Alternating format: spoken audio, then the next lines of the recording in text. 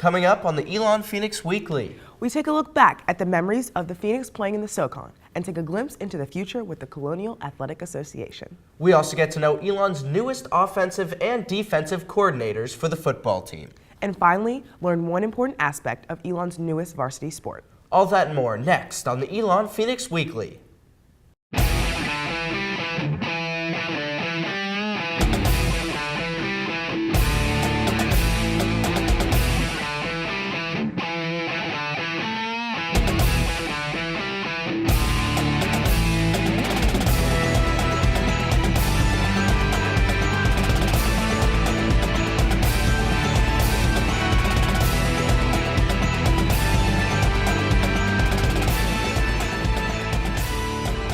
Welcome back to the Elon Phoenix Weekly. For today's show, the theme is change. Later on, we will sit down with one of Elon's newest pitchers who is looking to leave his mark on the Elon baseball team. And find out what makes a player passionate about his sport. To begin, let's start with the biggest change across Elon Athletics. Elon is finishing up their last year in the Southern Conference and is joining the Colonial Athletic Association. Let's reminisce about Elon's time in the SoCon and our expectations for the CAA.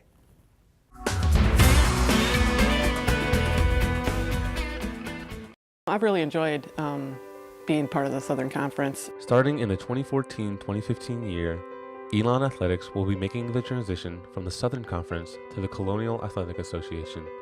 We sat down with some coaches and players, and they all are quite excited about the move. I can't say how excited I am about moving into the new conference and the CAA, and I think the university as a whole, I know the athletic department certainly is excited about our new era in Elon Athletics. We're excited about the CAA. We're excited about the opportunity to play in different markets. It's a bigger challenge for Elon. It lets us know that we're moving ahead and going farther ahead than what we have been before. The move to the CAA is a good move, not only athletically, but really big move for the university. It's a good move. It's almost like a higher market of teams too. I'm definitely excited to be playing with teams in CAA. It's true that everyone is excited about joining the CAA. However, that doesn't mean there won't be things they miss about the SoCon. I'm going to miss the rivalries. We came in, usually the seniors will tell us like, oh, this is our rival, and we come in with the thought that the team that we're playing is our rival. Everywhere from the first year I was here where we were 0-10, didn't win a match, barely could field a team, to the next year turn around being tied for first, to the third year being the first team to win the conference tournament at this school in the SoCon. Beat Appalachian State on our home court to clinch it with over 800 people in the stands, and to see the girls all excited and get championship rings was a big deal and something I'll always remember about the Southern Conference. When asked specifically what new opportunities the CAA offers, players and coaches agree it's the growth of the school's athletic programs that thrills them the most. It'd be an exciting opportunity for people to get exposure to a great women's basketball team. We've had some heartbreak losses and we've had some great moments where we won. And we're always trying to put ourselves in that situation, and we're hoping we can do that in the Colonial, and we got to continue to get better because the Colonial is a strong conference. It's a step up for us. I mean, each year we've come, things have gotten better and better. Well, I think just seeing some new places and competing against some different teams, and the level of play is just, I know it's going to be a dogfight each and every night. Good amount of competition in the CAA, it'll be different. Players and coaches agree the school is taking a significant step forward, however are also excited about the chance to play where they began, as well as go to new places. I think we're moving, as many people have noted, into the geographic footprint that Elon students kind of come from. So many of our alumni are in the footprint of the CAA. It gives them an opportunity to see us on a regular basis, whether it be up in New England or in New York City or Washington, D.C., Philadelphia area. I'm excited to travel to new places because from being in the SoCon for 2 years, we've gone to the schools twice. Specifically, it's a lot of teams from my neck of the woods. From Georgia, so from the South, so I haven't really been to some of the places we go, so that excites me as well. While everyone is excited about the move, one coach reminds us what truly matters. The exciting part is taking this group of guys and being able to start the season, really no matter who we play. Something that we always emphasize is that Elon's playing tonight. It will be a whole new era for Elon Athletics, but it looks like the teams are gearing up and will be ready for the challenge. Change in football can often be very strenuous, especially when most of the coaching staff is new. One of Elon's newest coaches plans to make big changes to the offense of Elon football.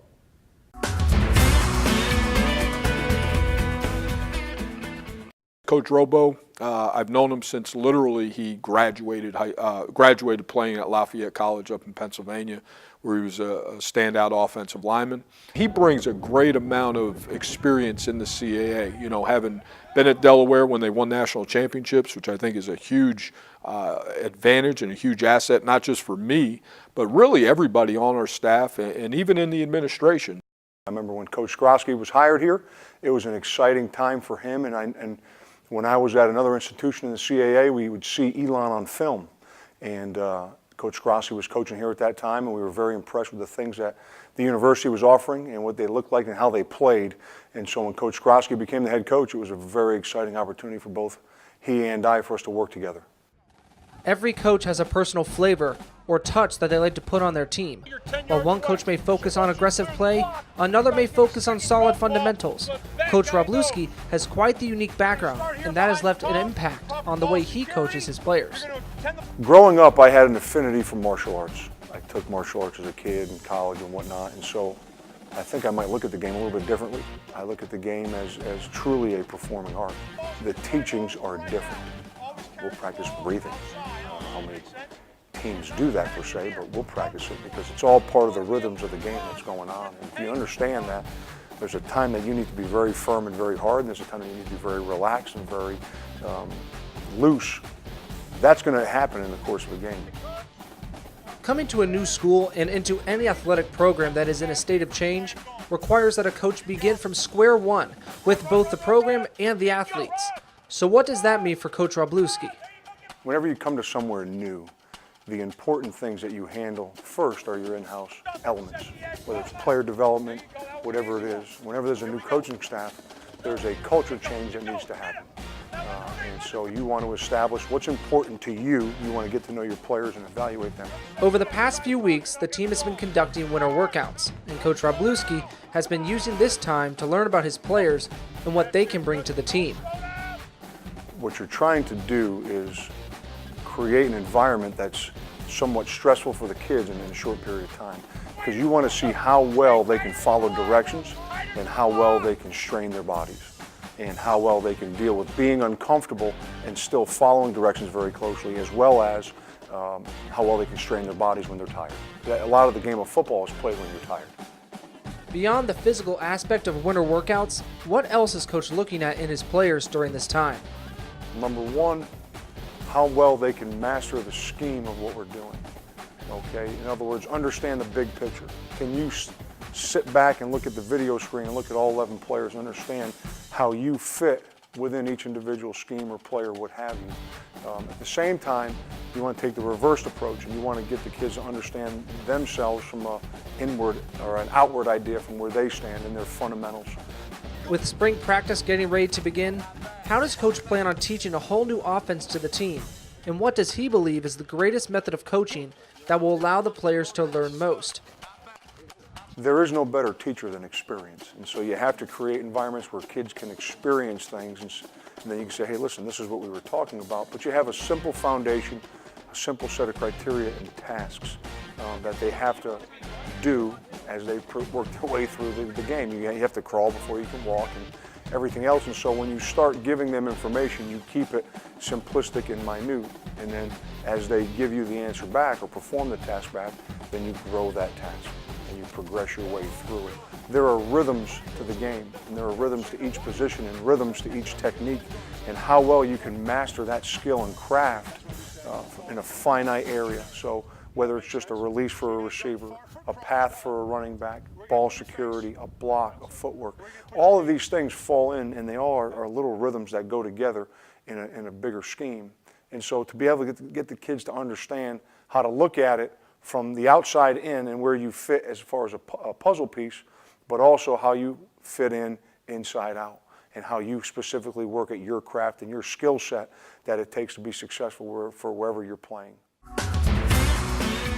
The evaluation process will continue as spring practice begins. Look forward to next week when we take a closer look at Coach Wroblewski's positional groups during the start of spring practice. And that brings us to today's trivia.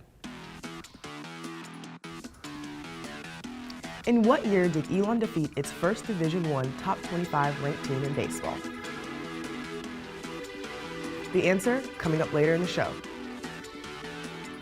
It's time for our first commercial break, but first, let's take a look at some upcoming games for the Phoenix.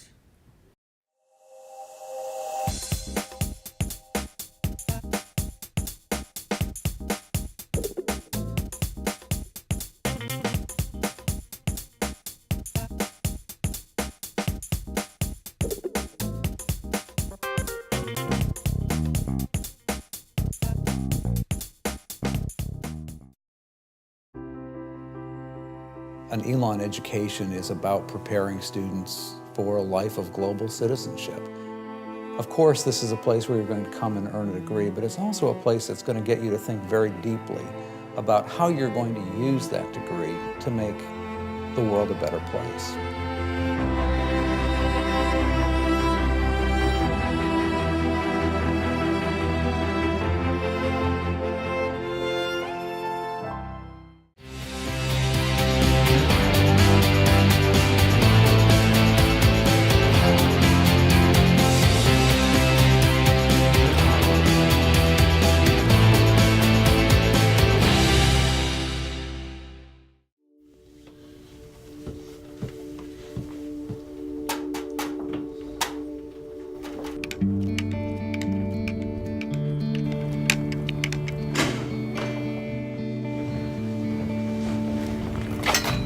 Through their daily pursuit of excellence, Elon student athletes have gained recognition for their achievements both on and off the field.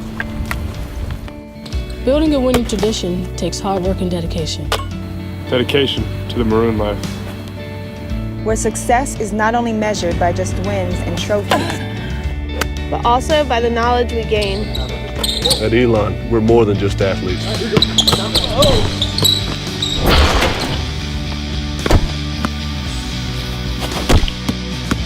We're student athletes. Providing support enables success, helps sustain the winning tradition of Elon Athletics, while securing the future of our student athletes for years to come. The Elon Phoenix Weekly is made possible by the students of the School of Communications in association with the dedicated coaches, athletes, and staff of Elon Athletics. While in football, the offense is supposed to bring in the points, the defense wants opponents to stay as far away from the end zone as possible. Let's get to know the new defensive coordinator for the Phoenix.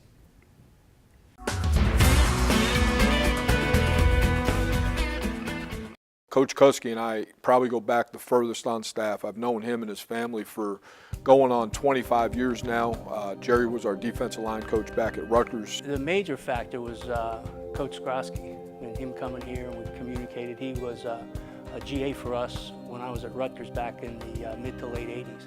So it's kind of a match made in heaven there. He brings an unbelievable amount of experience to the table, doing this almost 40 years, and he's done it at all levels. I think sometimes it gets lost a little bit, but, Jerry did spend time at Liberty University, which, FCS school, and then the other thing is he's had a son play at UNH who just completed his eligibility a couple years ago. So Jerry's familiar with our conference and familiar with our level of play, and when he decided that he was on board, it was a big weight off my shoulders to get someone of that experience to run our defense.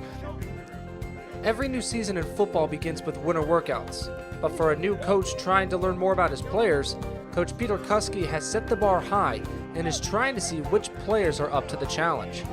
The expectation, right? Coach Skrosky has set an expectation, and now it's up to them to meet it. And that's what we're seeing, which guys are straining to meet the expectation, others who think they are but probably aren't. So there's a whole gamut of the different players and how they react to what you're doing, because they're trying to feel you out too as a coach. What can I get away with this guy? What does he want? As relationships have begun to develop between coach and the players, how have they started to adopt his teaching style and his coaching methods? For the most part, the kids have been very receptive. They've worked hard.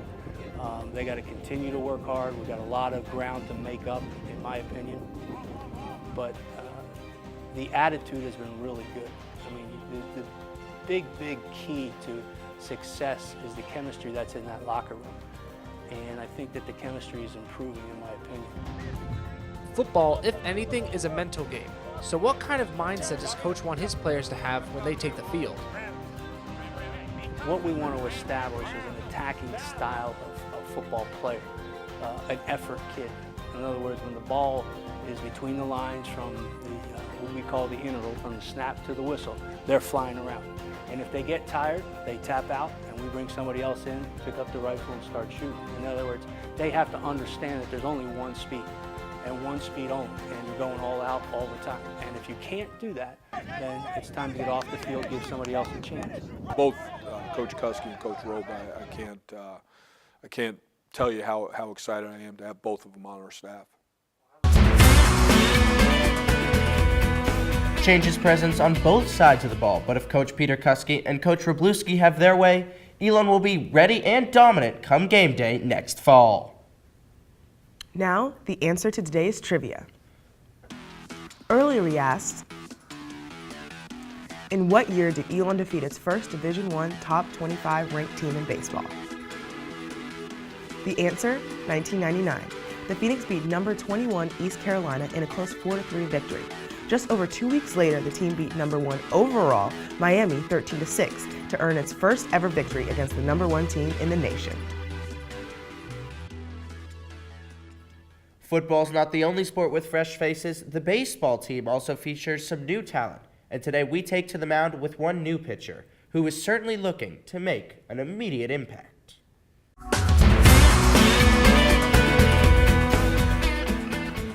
Phoenix fans have gotten to see a lot of new faces on this year's baseball team.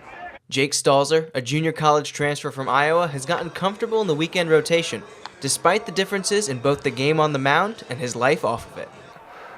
It's quite a bit different. I mean, there's a lot more people out here. There's not as many cows out here as in Iowa. It's been a big transition. Pretty much everything, the game all around is a lot better. I mean, defense is better, offense is better.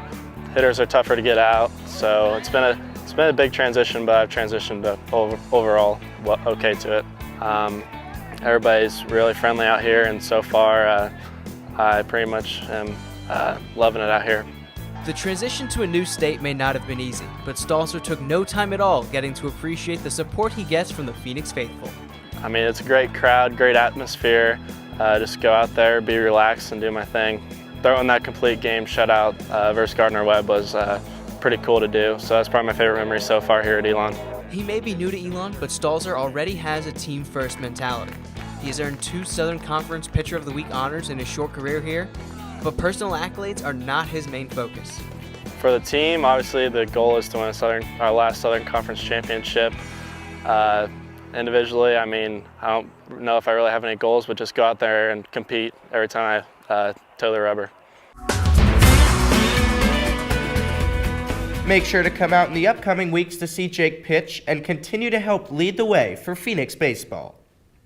And that brings us to today's history. On this day in Elon sports history, we take a look back at the 1961 baseball team. This year marked the best season in Elon baseball history, as the Fighting Christians finished with an astonishing 23-9 record. This record earned Elon 3rd place in the North State Conference behind only East Carolina and Pfeiffer. Much of Elon's success was credited to a trio of infielders, first baseman Jim Levener, catcher Mike Little, and second baseman Eddie Clark. All 3 finished with stellar batting averages over 300. Anchoring the pitching staff was senior Roger Knapp, who turned in a 7-2 record, as well as sophomore Jerry Tillman, who finished 4-2. The 1961 season set an Elon record for most wins in a single season. And that concludes this look back at Elon sports history. We have to take our second commercial break, but first, let's see some upcoming games for Elon.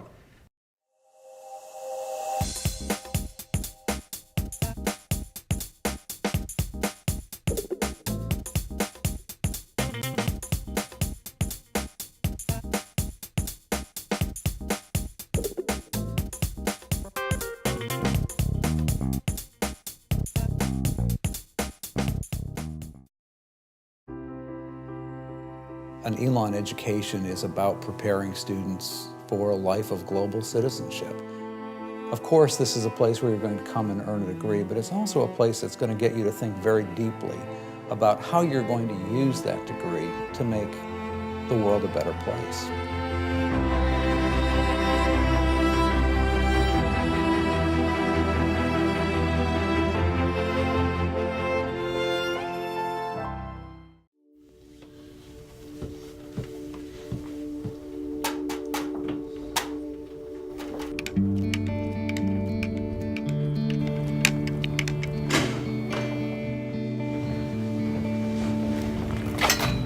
Through their daily pursuit of excellence, Elon student-athletes have gained recognition for their achievements both on and off the field. Building a winning tradition takes hard work and dedication. Dedication to the Maroon life. Where success is not only measured by just wins and trophies, but also by the knowledge we gain. At Elon, we're more than just athletes.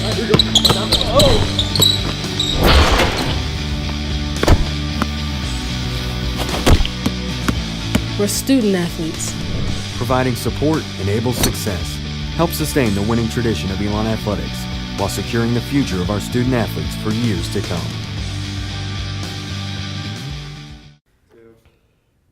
Welcome back to the Elon Phoenix Weekly on your ESPN2 local sports break. Women's lacrosse is Elon's newest sport, and like other sports, lacrosse requires a great deal of technique to be successful. We found out a little more about one major technical part of the game.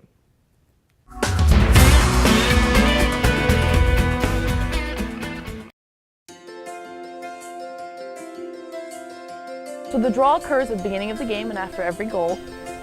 It's what initiates play. It's the same it's the same idea for boys and girls lacrosse, except boys do it on the ground and it's called a face-off, and girls do it in midair and it's called a draw. And it's when the back of the heads of each stick are against each other. And the goal is to go up and out with your heads, and the goal is to get the ball to go straight up, but sometimes it goes to the sides, which is where your draw team comes in. You have two girls around the center circle, and their goal is to run in or back out based on where the ball goes to determine who's going to get possession. I think it's like similar to taking a foul shot in basketball. You kind of have your routine. So I step up to the line, pretty much just thinking about winning it. I'm not really thinking about much else.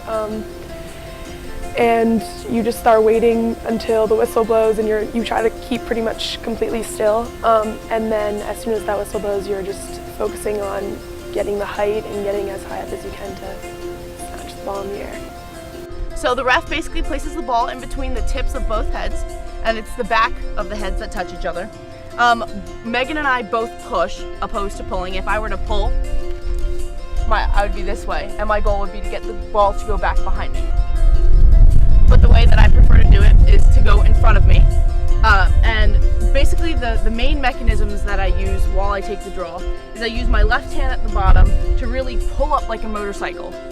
So what I would do is I would start this way, and my goal is to twist my stick up. And so up here at the top, there's at the edge of the sticks where the strings meet the head, there's a little bit of a lip along the side. My goal when I twist my hand up like a motorcycle is to get the ball to fall more into my stick so I can catch it with my lip, so I can decide where I want it to go. Pulling the ball, it's a lot of using your left hand to kind of direct where you want it to go. So you push forward with your right to get it in your stick, and then direct it with your left hand to catch it in the air.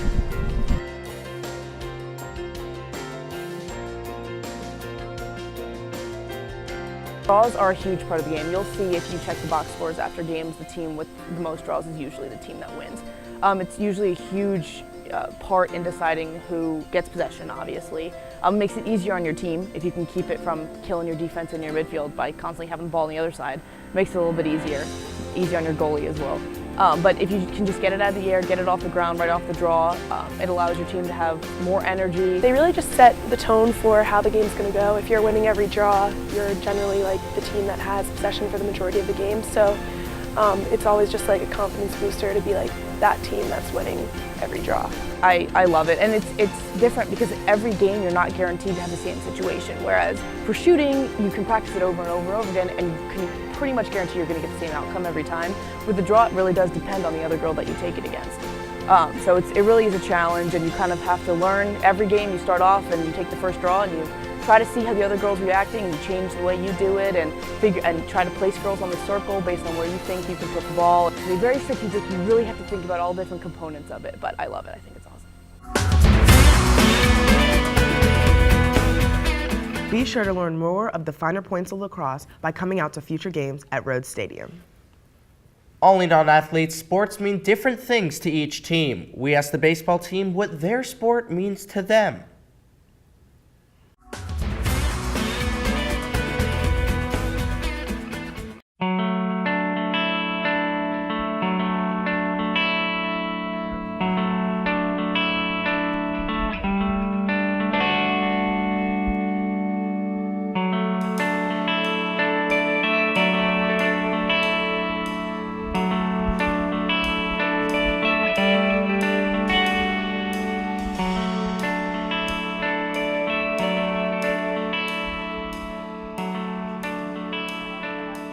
What does baseball mean to me?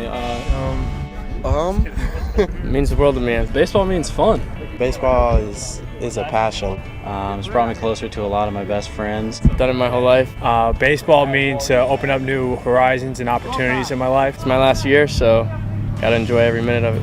Ever since I started playing baseball when I was 12 years old, I fell in love with the game. Growing up, I was in a household where baseball was kind of everything. Baseball is, pretty much like my job. It's everything I do every day. I'm out here, so every night the games were on. My brother, who's also on the team, was very involved, so it just it kind of came to me, and I just kind of went with it. I love it. It's awesome. It's fun. I love it. I want to do what I enjoy. Being committed to something and something that allows you to come out every day and escape from anything that's going on off the field.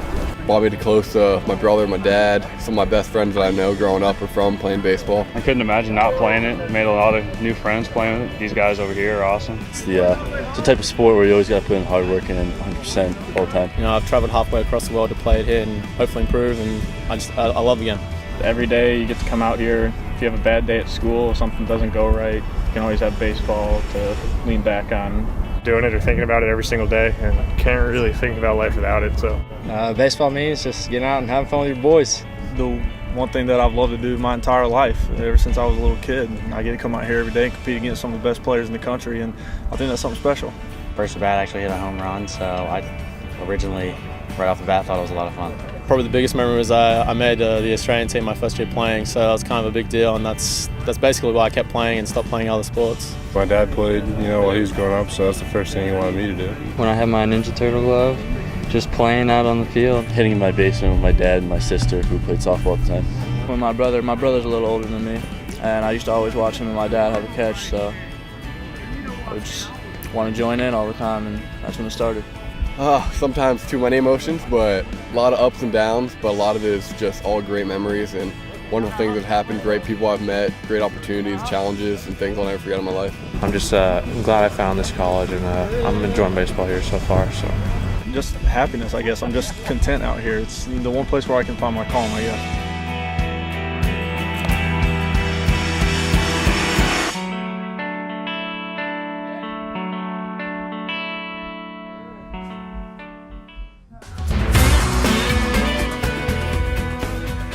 The Phoenix look to continue their hot play on the diamond throughout April. That's our show for today. If you missed anything or want to watch it again, be sure to check us out on YouTube at youtube.com/Elon Phoenix Weekly. You can also watch us on Time Warner Cable, channel 1083, to watch us on demand. Also be sure to visit elonphoenix.com, your #1 source for all the maroon and gold buzz. On behalf of our producers and crew here at the show, we hope you continue to have a spectacular weekend. For the Elon Phoenix Weekly, I'm David Perel. And I'm Zora Stevenson. See you next week.